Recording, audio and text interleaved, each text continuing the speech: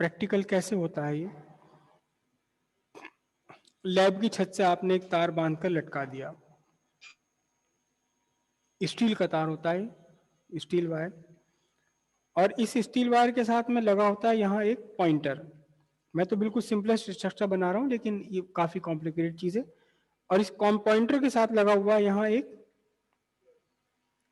इसके सामने लगा होता है स्केल, वर्नियर स्केल होता है ये, नॉर्मल स्केल भी नहीं, पॉइंटर है नॉर्मल कंडीशन में बिल्कुल एग्जैक्ट 0 पर। और इसके नीचे एक हुक बना होता है। कैसा हुक बना होता है? अगर आप में से कोई जिम गया हो तो उसमें जहां वो जैसे वो वेट्स लगाए जाते हैं, ऐसे वो हुक बना हुआ है इसमें भी। और इसके अंदर आप धीरे धीरे करके अपने वेट्स बढ़ा सकते हो। छोटे छोटे वेट होते हैं बिल्कुल ऐसे ही जैसे आपके जिम वाले वेट होते हैं। ऐसे ऐसे वेट इस पर बढ़ाते चले जाओगे तो तार के ऊपर खिंचाओ, इसका टेंशन, इसका लोड बढ़ते चला जाएगा। जैसे जैसे आप वेट बढ़ाते जाओगे वैसे वैसे ये पॉइंटर आपका इस स्केल पर नीचे नीचे नीचे आता चला जाएगा। तो आप यहां से रीड कर सकते हो कितना इंक्रीज हो गया, कितना ये इंक्रीज हो गया, कितना बढ़ गया है। कौन? वायर। और 2-2 किलो के वेट आपने लटकाए तो 4 वेट लटकाया, आपको पता लग गया 8 किलो लटका रखा, 8 किलो से कितना ये इंक्रीज हो गया। तो मैं एक इमेजिनरी टेबल बना रहा हूं, एक इमेजिनरी टेबल बना रहा हूं किस किस के लिए? लोड और एक्सटेंशन। एक्सटेंशन का मतलब कितना इंक्रीज हुआ। जब आपका लोड 0 है, लोड मैंने लिखा है केजी में, और एक्सटेंशन मैं ले रहा हूं मिलीमीटर में, ठीक है। तो जब आपका लोड इस पर 0 था तो आपने देखा कोई एक्सटेंशन नहीं है, ये अपना ओरिजिनल लेंथ पर है। ये एक्सटेंशन है, ओरिजिनल लेंथ नहीं है। ये एक्सटेंशन का मतलब कितना बढ़ गया, वो कितना ज्यादा इंक्रीज हो गया। आपने इस पर लोड डाला 2 किलो, पता लगा 0.1 mm ये इंक्रीज हो गया। पॉइंटर कहां खिसक गया? 0.1 mm नीचे आ गया, ठीक है। फिर आपने लोड कर दिया 4 किलो, आपने देखा 0.2 mm इंक्रीज हो गया। मतलब कितना और इंक्रीज हो गया? कितना और इंक्रीज हो गया? 0.1 mm और बढ़ गया 2 किलो से। फिर आपने लोड लगाया 6 किलो, 6 किलो लोड लगाने पर आपने देखा कि 0.3 mm हो गया। आपने फिर लोड 8 किलो कर दिया, आपने देखा 0.4 mm हो गया। फिर आपने 10 किलो लोड कर दिया, फिर आपने देखा 0.5 mm हो गया। यानी हर 2 kg के साथ में, हर 2 kg के साथ में कितना इंक्रीज होता जा रहा है? हर बार 0.1 mm इंक्रीज होता चला जा रहा है। हर बार 2 kg बढ़ाने पर 0.2 mm यहां से इंक्रीज हो रहा है। आपने ये हिसाब लगा दिया। अब इसके बाद आपने क्या काम किया? आपने 2 किलो का और रखा, इस पर बढ़ा दिया 2 किलो और। पता चला इस बार ये क्या हुआ? 0.7 mm हो गया। मतलब इस बार इंक्रीज कितना हो गया? इस बार इंक्रीज हो गया 0.2 mm का।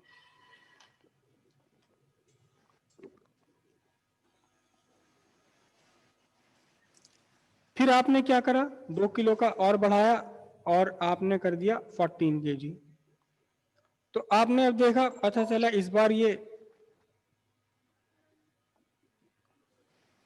10 हो गया, मतलब 1.0 हो गया। तो कितना बढ़ गया ये?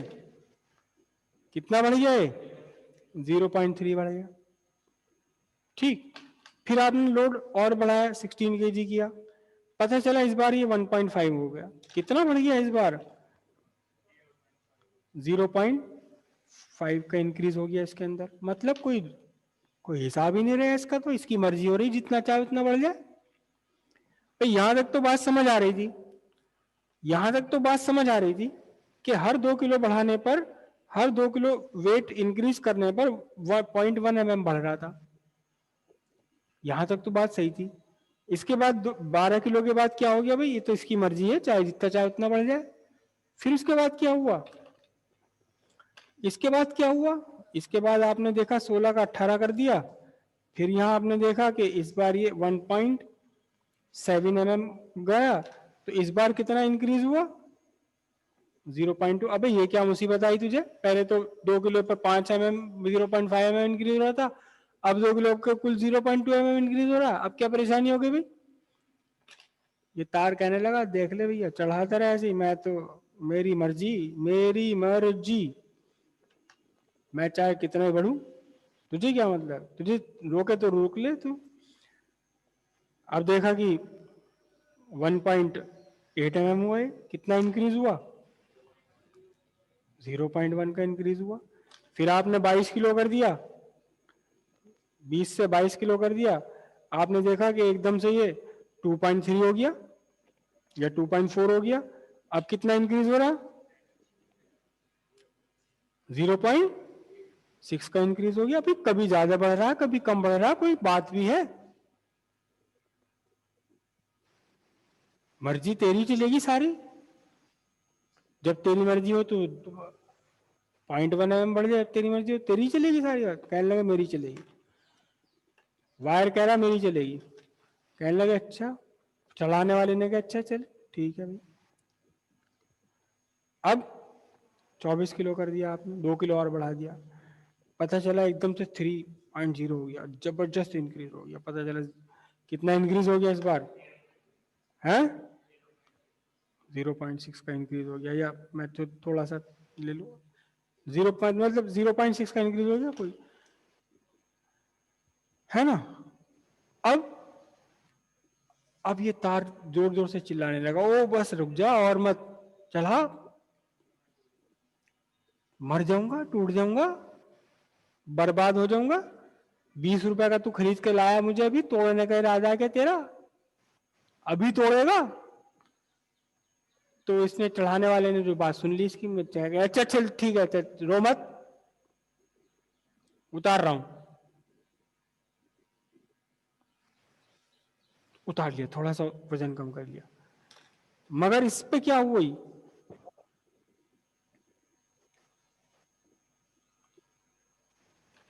ये वजन उतारने के बाद भी क्या हुआ? कम करने के बाद भी क्या हुआ? बढ़ गया।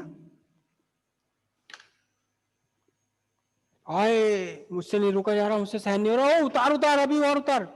इसने कहा अच्छे अच्छे रुक जा अभी उतार रहा हूं। 20 किलो कर दिया, 20 किलो कर दिया, तो भी ये क्या हुआ? ये 3.3 हो गया। कितना इंक्रीज हो गया? 0.1 फिर से इंक्रीज हो गया। मतलब लोड कम किया जा रहा है लेकिन ये फिर भी इंक्रीज हुआ जा रहा है। और अब परेशानी है भाई यार, तो कम, रुक जाओ अभी मैं और उतार रहा हूं। और वो चढ़ाने वाला भी इससे कुछ सोच पाता, इससे पहले ये क्या हुआ? टूट गया। यहां एक कंडीशन तक प्रोपोर्शनैलिटी बनी हुई है, उसके बाद वो प्रोपोर्शनैलिटी टूट गई। ना डायरेक्टली प्रोपोर्शनल है ना इनवर्सली प्रोपोर्शनल है, कोई हिसाब ही समझ नहीं आ रहा। फिर क्या हुआ? एक टाइम ऐसा आ गया कि लोड उतारते उतारते भी ये, इसे हम बोलेंगे, इस कंडीशन को बोलेंगे फ्लो। बहता जा रहा है, पानी की तरह बहने लगा भी है, फ्लो करने लगा। और अभी लोड उतार भी नहीं पाए थे और तो टूट गया। 20 रुपए का तार खराब हो गया। ये बिहेवियर है। मैं सिर्फ इमेजिनरी वैल्यूज ले रहा हूं, ये रियल वैल्यूज नहीं है। अगर आप देखें तो 0 kg से लेकर के यहां एक सर्टेन वैल्यू 10 kg तक प्रोपोर्शनैलिटी बनी हुई थी। हर 2 किलो के बाद, हर 2 किलो पर, for every increase of 2 kg there was an increase of 0.1 mm। Uniform increase था। यूनिफॉर्मली आप इंक्रीज कर रहे हैं लोड में, यूनिफॉर्मली इंक्रीज हो रहा है किसमें? लेंथ में। तो हम ये कहते हैं ये पूरा जो एक्सटेंशन है, this extension is with in elastic limit. ये इलास्टिक लिमिट है, ठीक है। उसके बाद क्या हुआ? जब आप लोड तो सेम बढ़ा रहे हैं लेकिन एक्सटेंशन अजीबोगरीब होने लगा, कभी ज्यादा कभी कम। आप कहेंगे कि अब ये मटेरियल, अब ये वायर इलास्टिक लिमिट के बाहर निकल गया, अब इसके ऊपर लिमिट से ज्यादा लोड पड़ गया है, ठीक है। और यहां इस कंडीशन में जबकि आप लोड कम कर रहे हो और फिर भी ये बाहर जा रहा है, फिर भी ये फैला जा रहा है, फिर भी ये लंबा हुआ जा रहा है, फिर भी खींचा जा रहा है, आप ये कहोगे कि अब इसके अंदर जो इलास्टिक, इसकी इलास्टिसिटी जवाब दे गई। अब तो इलास्टिक लिमिट से बाहर गया, अब तो सर से ऊपर निकल गया पानी। अब ये इलास्टिक के बजाय कैसे बन गया, अब इसके अंदर प्लास्टिक नेचर आ गया। प्लास्टिक नेचर और इन इलास्टिक नेचर अलग अलग होते हैं। इन इलास्टिक मत समझना इसे, प्लास्टिक नेचर होता है। प्लास्टिक नेचर क्या होता है, यही ये चीज ये है, अगर आपको किसी तरीके से इसे आप खींच दो ना, इस प्लास्टिक की रिफिल को किसी भी तरह से खींच दो अगर आप इसे, तो परमानेंट खींची रह जाएगी, वापस नहीं आने की अपनी जगह। तो वो प्लास्टिक नेचर इसके अंदर आने लगा। आप कहते हैं कि प्लास्टिक नेचर हो गया, और लोड उतारते उतारते अभी आप पूरा उतार भी नहीं पाए थे कि ये टूट गया। तो इस जिस लोड पर, जिस कंडीशन पर आकर टूट जाए, इसे हम बोलते हैं क्या, ब्रेकिंग न्यूज, ब्रेकिंग पॉइंट। क्या हो गया, ये ब्रेकिंग पॉइंट हो गया। क्लियर है बात इतनी?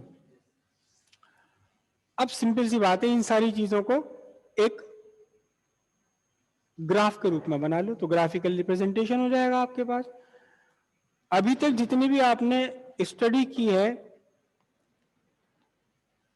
9th और 10th क्लास में, जो फिजिक्स है आपकी, जो भी आपको पढ़ाई जाती है, वो वैसे तो फिजिक्स कुछ होती नहीं, वो तो बस बहलाने का एक तरीका है, वो तो बहलाने का तरीका है। लेकिन बहलाने का तरीका इसमें इसलिए होता है वो, क्योंकि वहां मैथमेटिकल एक्सप्रेशन और ग्राफिकल एक्सप्रेशन बहुत कम होते हैं।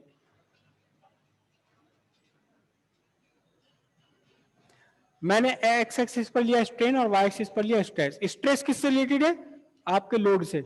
लोड रिप्रेजेंट कर रहा है स्ट्रेस को। 9th-10th क्लास की और 11th-12th क्लास की जो साइंस है, फिजिक्स है, उसमें बेसिक डिफरेंस यही है कि अब तक जो भी आपने पढ़ा था वो मैथमेटिकल और ग्राफिकल एक्सप्रेशन नहीं थे वहां। अब हम सारी बातें मैथमेटिक्स में करेंगे। इसीलिए मैंने आपको शुरू में भी कहा था कि मैथमेटिक्स के बिना फिजिक्स पढ़ी नहीं जा सकती। शायद मैंने कहा था कभी आपको ये, जिसे फिजिक्स आपको समझनी है तो अपने मैथमेटिकल एस्पेक्ट आप अपने मजबूत रखिए बिल्कुल।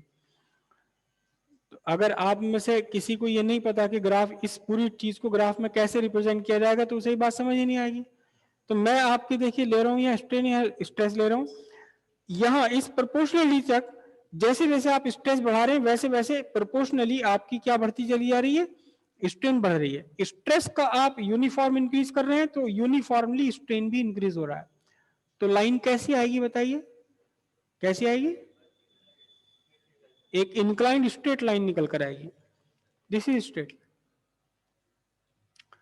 तो यहां तक आपने क्या क्या काम कहा कि मैं इस पॉइंट को लिख रहा हूं ए, यहां तक आपकी जो वायर है वो इलास्टिक रेंज के अंदर बना हुआ है और young modulus of elasticity follow हो रहा है। क्या चीज फॉलो हो रही है, यहां फॉलो हो रहा है आपका, क्या फॉलो हो रहा है, stress directly proportional to strain, पूरी तरह से फॉलो हो रहा है।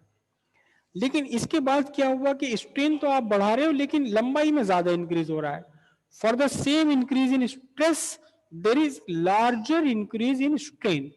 तो फिर ग्राफ आपका स्ट्रेन वाली एक्सिस की तरफ को झुक जाएगा। ग्राफ आपका, समझ रहे हो, थोड़ा सा आप यहां इंक्रीज कर रहे हो लेकिन स्ट्रेन काफी ज्यादा इंक्रीज हो रहा है। मैथमेटिक्स पक्की कर लीजिए, मैथमेटिक्स बहुत अच्छे तरीके से पक्की कर लीजिए, तभी आपको ये बातें सारी समझ आ पाएंगी। तो अब क्या हुआ कि इन स्ट्रेस में तो आप थोड़ा सा इंक्रीज कर रहे हैं लेकिन कॉरेस्पॉन्डिंगली स्ट्रेन काफी ज्यादा इंक्रीज हो रहा है, स्ट्रेन वाले एक्सिस की तरफ को झुक गया है।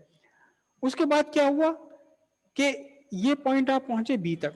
अच्छा, यहां से यहां तक की बात हम करते हैं। ये पॉइंट आपका यहां कौन सा आ गया, ये पॉइंट आया आपका ए और ये पॉइंट आया आपका बी। अगर आप यहां से वापस 20 किलो से वापस उतार करके 0 कर दें तो भी थोड़ा बहुत तार में लंबाई हमेशा के लिए बढ़ी रह जाएगी। मतलब क्या हुआ समझिए, अगर आप यहां से 0 से a तक पहुंचे, 0 से a तक पहुंचे, ये यहां था दोनों 0, आप स्ट्रेन बढ़ाते गए, स्ट्रेस बढ़ाते गए, स्ट्रेन बढ़ता गया बढ़ता गया बढ़ता गया बढ़ता गया। अगर आप वापस लोड उतारना शुरू कर दें तो फिर से लेंथ अपनी ओरिजिनल हो जाएगी, जो बढ़ा हुआ लेंथ था वो खत्म हो जाएगा।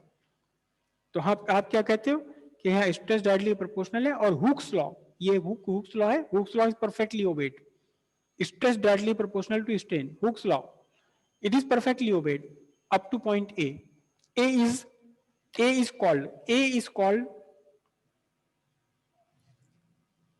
is called elastic limit. क्या कहा जाएगा इसको? Elastic limit. ए के बाद आप लोड थोड़ा सा बढ़ा रहे हो लेकिन स्ट्रेन काफी ज्यादा बढ़ रहा है, तो हुक्स लॉ ओबे नहीं हो रहा, हुक्स लॉ ओबे नहीं हो रहा यहां, करेक्ट। लेकिन अगर बी पॉइंट पर पहुंचकर, इस पॉइंट पर पहुंचकर अगर आप यहां से अनलोड शुरू कर दें, अगर वापस उतारना शुरू कर दें, तो भी कुछ लेंथ आपकी हमेशा के लिए बढ़ी रह जाएगी। मतलब जब आप इसे अनलोड करेंगे तो अब आपका graph O A B follow नहीं करेगा, बल्कि एक नई लाइन फॉलो करेगा, O B O, it is O dash. मतलब आपने स्ट्रेस 0 कर दिया लेकिन स्ट्रेन 0 नहीं हुआ, स्ट्रेन थोड़ा सा बना रह गया हमेशा के लिए, और ये परमानेंटली लेंथ बढ़ गई, अब आप इसे वापस नहीं कर सकते किसी भी तरह से। तो ये जो थोड़ी सी परमानेंट लेंथ बढ़ गई ओ डैश, इसे हम बोलते हैं परमानेंट सेट, हमेशा के लिए सेट हो गई अब ये लेंथ इसकी, परमानेंट सेट, करेक्ट। इस 20 किलो के बाद परमानेंट सेट के ऊपर आपका कोई लॉ फॉलो ही नहीं हो रहा, वायर की मर्जी, जब चाहे बढ़ जाए जब चाहे ना बढ़े, जब चाहे कम बढ़े जब चाहे तेज बढ़े। तो इस बी पॉइंट के बाद में अगर आप ग्राफ बनाएंगे तो ग्राफ निकल कर आता है ऐसे टेढ़ा मेढ़ा, कोई शेप ही नहीं है इसकी, कभी ज्यादा बढ़ रहा कभी कम बढ़ रहा।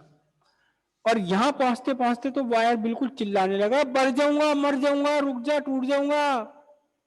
आपने कहा अच्छा अच्छा रुक जा, मैं उतार रहा हूं, लेकिन उतारते उतारते भी क्या हुआ, अभी आप पूरा अनलोड कर भी नहीं पाएंगे, वो बेचारा खत्म हो गया, टूट गया। तो अभी आप अनलोड कर रहे थे, यानी स्ट्रेस कम कर रहे थे, अभी आप अनलोड करने का मतलब स्ट्रेस कम कर रहे थे, लेकिन स्ट्रेन बढ़ा जा रहा, और यहां आकर के क्या हो गया, टूट गया। स्ट्रेस आप कम कर रहे हो, उसके बावजूद भी स्ट्रेन लगातार बढ़ता चला जा रहा है, और अभी आप पूरा अनलोड कर भी नहीं पाए के टूट गया। ये पॉइंट सी, ये पॉइंट डी, डी पॉइंट आपका कहलाएगा ब्रेकिंग पॉइंट। डी पॉइंट को हम क्या बोलेंगे? डी पॉइंट है ब्रेकिंग पॉइंट। हाँ, फिर से वापस ग्राफ पर आते हैं। ओ से लेकर ए तक क्या कहलाता है? ओ से लेकर ए तक कहलाती है आपकी क्या? Elastic range. अभी ओ से लेकर ए तक क्या है? इलास्टिक रेंज में है। अगर और ज्यादा आपने लोड कर दिया तो अब ये सेम लोड इंक्रीज होने पर जरूरत से ज्यादा बढ़ना शुरू कर देगा, स्ट्रेन ज्यादा आ जाएगा। तो आप ये कहोगे कि ए से बी तक, ए से बी तक का जो ये रास्ता है, फिनोमिनन है, ये इलास्टिक रेंज के बाहर निकल गया। मतलब ए बी क्या है? ए बी है बियॉन्ड इलास्टिक रेंज।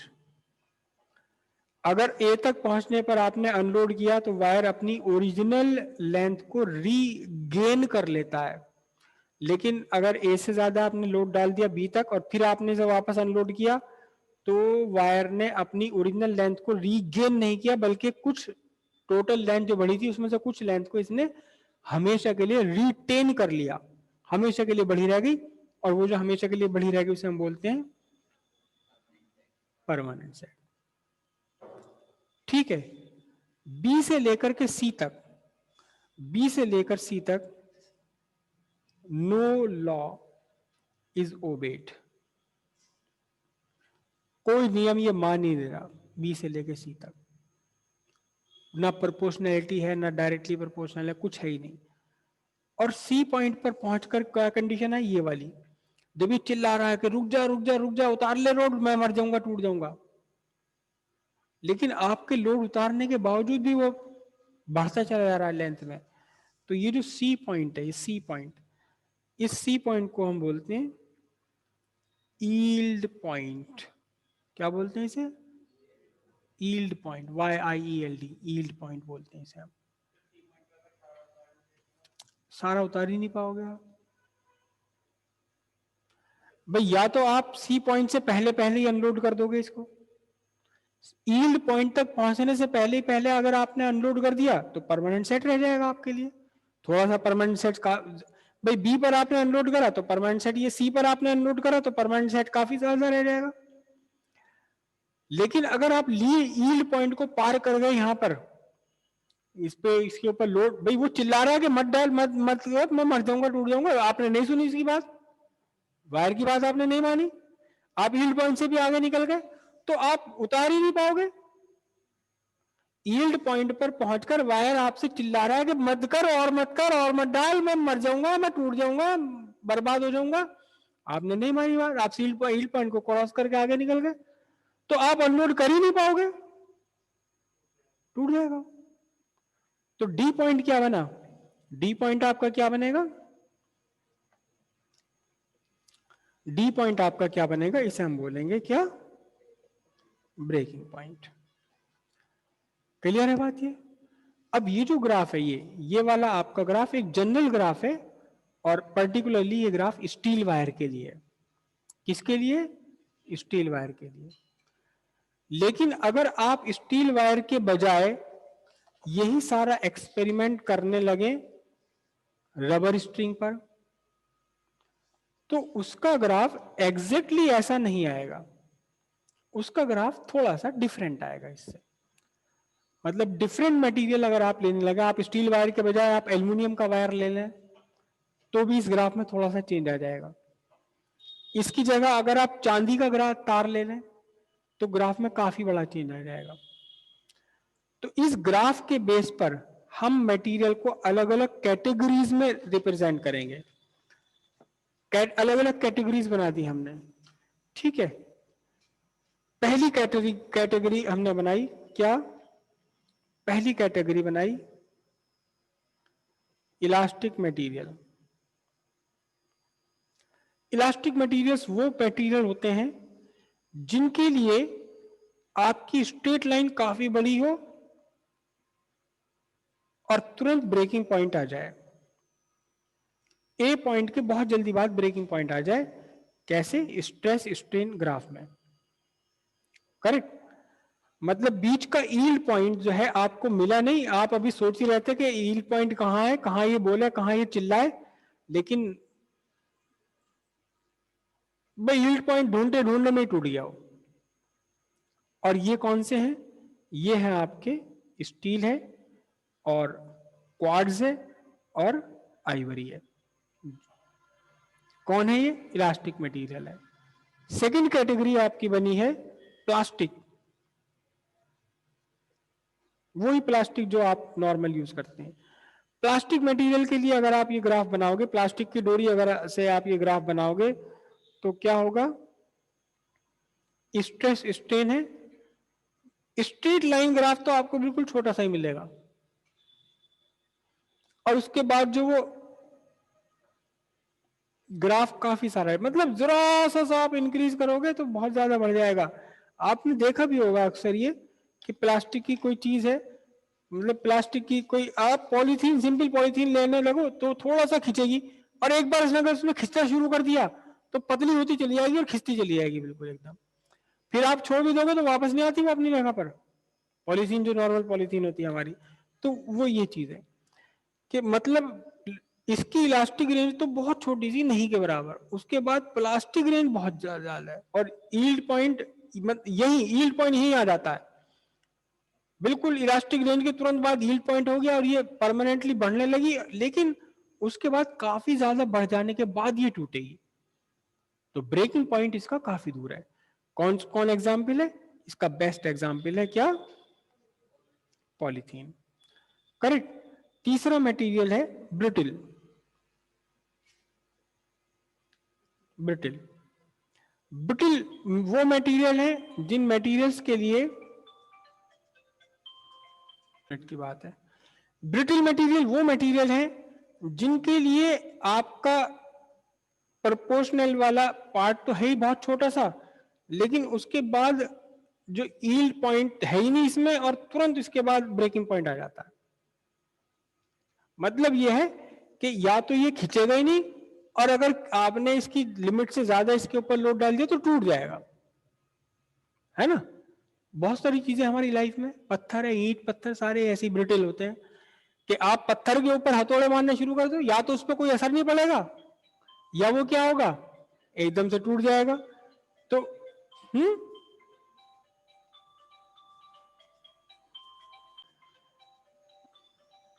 एक मटेरियल आपका हो जाता है इलास्टोमेयर। ये इलास्टोमेयर कौन से मटेरियल है जिनके लिए स्ट्रेस स्ट्रेन ग्राफ जो है इलास्टिक लिमिट के अंदर भी ये स्ट्रेट लाइन नहीं है, बल्कि कैसी है, कर्व है। मतलब यहां से आप लोड करोगे अनलोड करोगे तो परमानेंट सेट नहीं आएगा इसके अंदर, लेकिन जो प्रोपोर्शनैलिटी वाली बात है वो भी डायरेक्टली प्रोपोर्शनल नहीं है कहीं भी। यहां तक आकर भी अगर आपने अनलोड कर दिया तो वापस अपनी ओरिजिनल लेंथ को रीगेन कर लेगा, ये रीगेन कर लेगा। और इसके बाद जो ब्रेकिंग पॉइंट है वो तुरंत ही बहुत जल्दी ब्रेकिंग पॉइंट आ जाता है। ओ से लेकर ए तक का जो ग्राफ है ये भी स्ट्रेट लाइन नहीं है, बल्कि क्या है, ये एक कर्व है। स्ट्रेट लाइन नहीं है, क्या है, कर्व है। और उस कर्व के बाद में फौरन ही तुरंत ही आपका ब्रेकिंग पॉइंट आ जाता है, ई या डी जो भी लिखा था मैंने, क्लियर है। और उसके बाद में नेक्स्ट है सबसे लास्ट वाला, डक्टाइल। डक्टाइल कौन से मटेरियल है, जैसे चांदी है, इसका जो एग्जांपल है इलास्टोमेयर का, वो हमारा टिश्यू सिस्टम है, मतलब मसल्स हमारी, किसी भी एनिमल की मसल्स हो, स्पेशली जो आर्टरीज होती हैं। आर्टरीज क्या होती हैं तो वो बताएंगे बायो वाले। तो आर्टरीज का जो नेचर है वो ऐसा है कि खिंच भी जाएंगी, वापस अपनी जगह आ जाएंगी, और ग्राफ भी स्ट्रेट लाइन नहीं आएगा। डक्टाइल मटेरियल कौन से, इनके लिए इलास्टिक रेंज तो है ही नहीं, लेकिन ये प्लास्टिक रेंज बहुत लंबी प्लास्टिक रेंज है, बहुत लंबी प्लास्टिक रेंज है। ब्रेकिंग पॉइंट तो इनका आता ही नहीं जल्दी से, ब्रेकिंग पॉइंट इसका नीचे ग्राफ जाता ही नहीं, ब्रेकिंग पॉइंट बहुत कम आता, बहुत मुश्किल से आता है इनका ब्रेकिंग पॉइंट। प्लास्टिक रेंज बहुत लंबी है इसकी और इसका बेस्ट एग्जांपल है आपका सिल्वर।